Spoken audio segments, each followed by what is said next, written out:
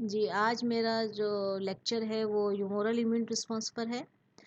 As have I have already discussed immune response, its definition, its types. There are two types of immune response: humoral immune response and cellular immune response. Then I have also discussed the different phases of immune response: the recognition phase, activation phase, which includes proliferation and differentiation, and then effector phase. So today I'll start humoral immune response and different phases of humoral immune response.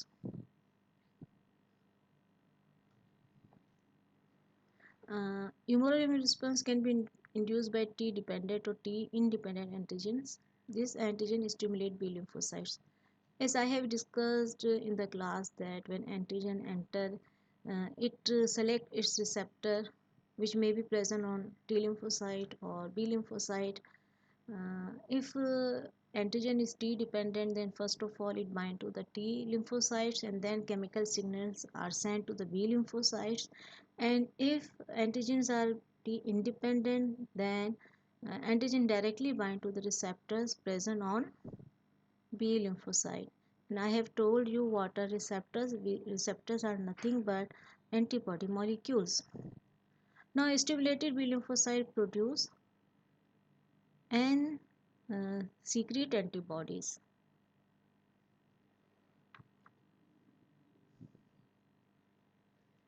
Now, immune response can be divided into two types: primary immune response and secondary immune response.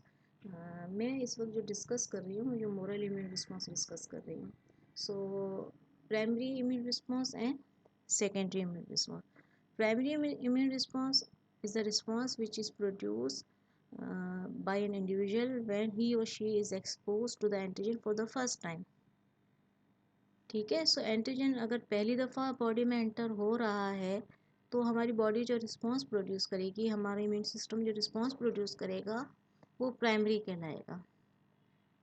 Antigen attach to the specific receptors on pre-existing B lymphocytes. These antigens are recognized by B lymphocytes. Then they are activated and proliferated, and clones of plasma cells, which are also called effector cells, and memory cells are produced. Plasma cells synthesize and secrete antibodies. So antigen जब antibody B lymphocyte के साथ bind करेगी वो activate हो जाएगा. पहले तो इसमें फिजियोलॉजिकल चेंजेस होंगे, मेटाबॉलिकल चेंजेस होंगी, उसका साइज बढ़ जाएगा, it will become lymphoblast, then it will start to divide. और दो टाइप के सेल्स प्रोड्यूस होते हैं: effector cells and memory cells. Effector cells are plasma cells because this cells produce antibodies, and memory cells just keep the memory of the antigen, which will be helpful in the secondary immune response. Achha, these antibodies are detectable in the serum in about period of 1 to 30 days after first exposure to the antigen. Now phases of antibody production. ऐसा नहीं होता कि antigen enter हुई और antibodies जो है वो serum में आ गई. It will take time.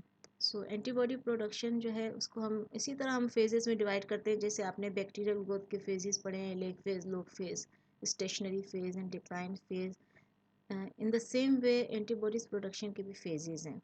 Number 1 is lag phase, जिसे इंडक्शन फेज कहते हैं, और इसे लेटेंट फेज भी कहते हैं. लेटेंट फेज इसलिए कहते हैं कि ज़ाहिर है इस पीरियड के अंदर एंटीबॉडीज़ हमें सीरम में डिटेक्ट नहीं होती, वो डिटेक्ट नहीं हो पाती. So it is latent phase.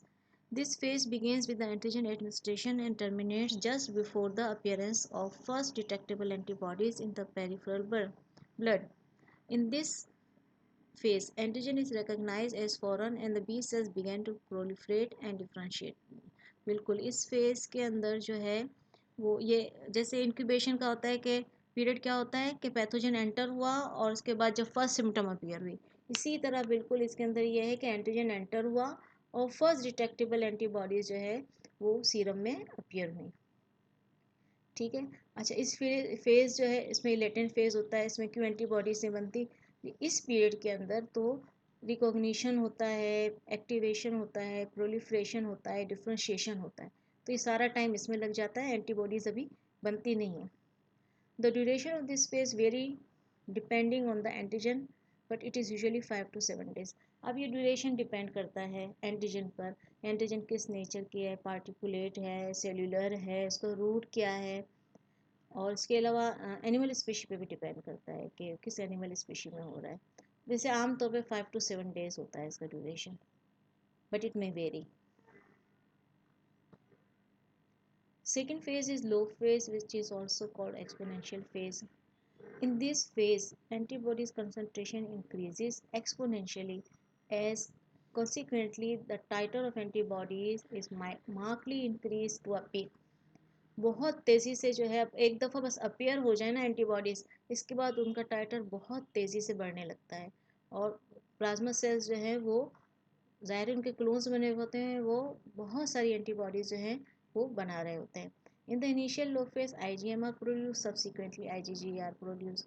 जी बिल्कुल प्राइमरी इम्यून रिस्पॉन्स में है, उसमें IgM डोमिनेट करती हैं, पहले वो अपीयर होती हैं और उसके बाद जो है IgG प्रोड्यूस होते हैं। आपको पहले भी मैं क्लास में बता चुकी हूँ कि बी लिम्फोसाइट पर जो सबसे पहले मोनोमर्स अपीयर होते हैं वो IgM के होते हैं।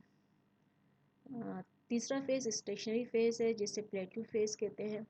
It is also called steady phase, यानी इसमें कोई आपको कमी या बेशी नज़र नहीं आती, एंटीबॉडी टाइटर जो है वो कांस्टेंट रहता है।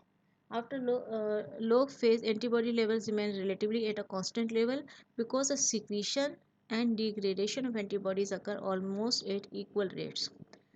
इसमें जो एंटीबॉडीज़ बन रही हैं उनका रेट, उनका प्रोडक्शन का रेट, और जो एंटीबॉडीज़ डिग्रेड हो रही हैं, डिग्रेड में वो कंबाइन हो रही हैं एंटीजन के साथ, तो वो रेट जो है वो बराबर हो जाता है, जिसकी वजह से जो है हमें यहाँ पे ना एंटीबॉडीज़ का लेवल बढ़ता हुआ ना घटता हुआ नज़र आता है, लेकिन बहुत ब्रीफ पीरियड होता है ये। And the last phase is decline phase, which is also called degradation phase. अब इस फेज में ये होता है कि रेट ऑफ प्रोडक्शन के मुकाबले में रेट ऑफ डिग्रेडेशन ज़्यादा होता है। इसकी वजह क्या होती है कि अब प्लाज्मा सेल्स नहीं बन रहे होते नए, और इम्यून रिस्पांस क्यों नहीं प्रोड्यूस होता है? इम्यून रिस्पांस प्रोड्यूस होने के लिए ज़रूरी है कि एंटीजन मौजूद हो, लेकिन एंटीबॉडीज़ जब प्रोड्यूस होने के बाद एंटीजन के साथ कंबाइन हो जाती हैं, उसको एलिमिनेट करते हैं, so there is no stimulus for the production of immune response, that's why antibodies level is gradually decline. ये ग्राफ है, इसमें आप देखेंगे कि किस तरह से जो है वो इम्यूनोग्लोबिन की कंसंट्रेशन, फिर ये बताया गया है लेग फेज, लोग phase, stationary phase and death phase.